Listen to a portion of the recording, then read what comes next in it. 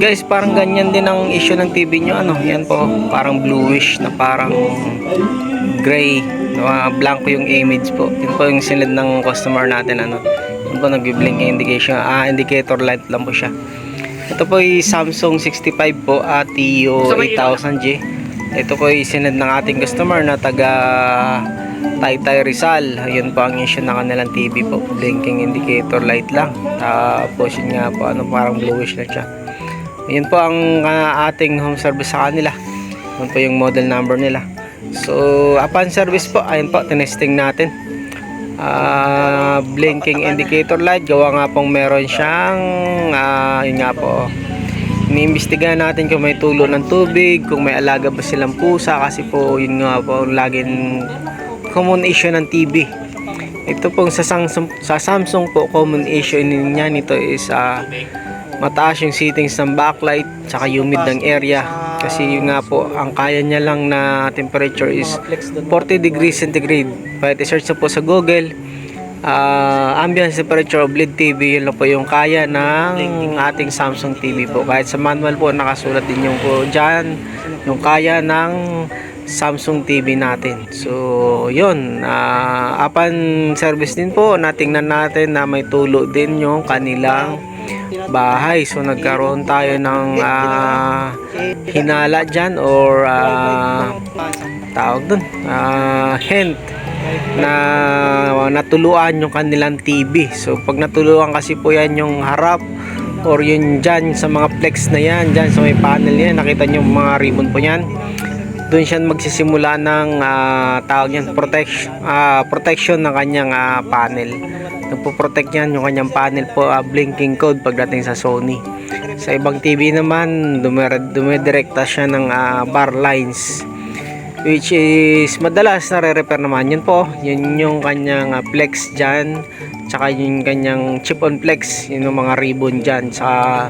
So iwasan nyo po yan mga masar, pag nabasa yung harapan, iwasan nyo po na mabasa yung harapan sa ihi ng pusa, ihi ng aso, daga. Opo, iwasan po yung mga masar. So sa awa ng Diyos, itong home service natin ngayon kina sir, nag-success naman.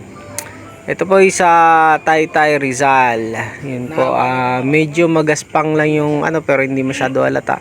So sa bawat service natin mga sir, pinagdadasal natin yan na lagi mag-success. Wala pong technician na nagdadasal na hindi po mag-success yung gawa, para medyo malaki rin po mauwi namin sa aming pamilya. So sa awa ng Diyos nga po, yun nga po. Kasi may napuntahan tayo niya na hindi nag-success pareho or both sides may tama. Kasi yung flex po yun, dalawa po yun, left and right, na nagdadala ng signal ng ating TV. Kahit anong TV po sa ngayon, ganyan po talaga yung disenyo niyan. So yun, ginagawa natin ito sa ating ritual. Hindi ho natin agad iniiwan-iwan yung ating customer ng walang quality services. Yun po, gawa na yan, pero syempre nililinis natin yan for a good service, para makabawi din naman yung ating customer. So medyo mahal ng konti, pero mapamahal. Wag po doon sa mura na mura nga, may-scam naman kayo or mapapamura naman kayo.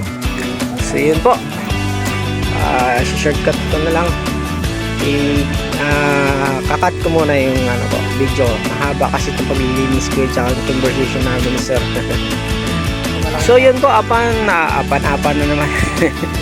Sa habang pagkatapos natin gawa po, pinag-aaralan natin ng bata, sira yung mga TV ninyo. Yun nga po, nakasagad po sa backlight settings o brightness settings yung TV nila sir. Yun po. Plus yung init ng area po, lagi ko po, napakarami ko pong video po dyan mga masar sa aking YouTube, sa aking TikTok, sa aking Facebook. Napakarami ko pong video po na dahil sa nasagad yung brightness, backlight settings, mabilis po nasira yung kanyang panel, lalo na po ito sa Samsung. May na-encounter po na ako nito 5 to 6 years nasira yung backlight lang, hindi nasira yung kanyang panel. Kasi nga po naka 30% lang yung settings nila sir. So yun, lagi-lagi natin na na-encounter yan, at lagi-lagi.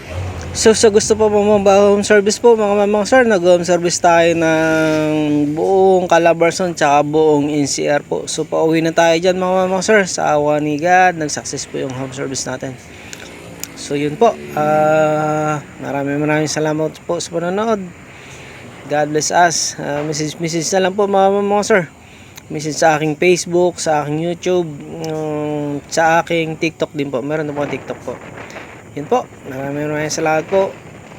Please follow my page, subscribe, and push notification bell. Maraming salamat po. God bless us.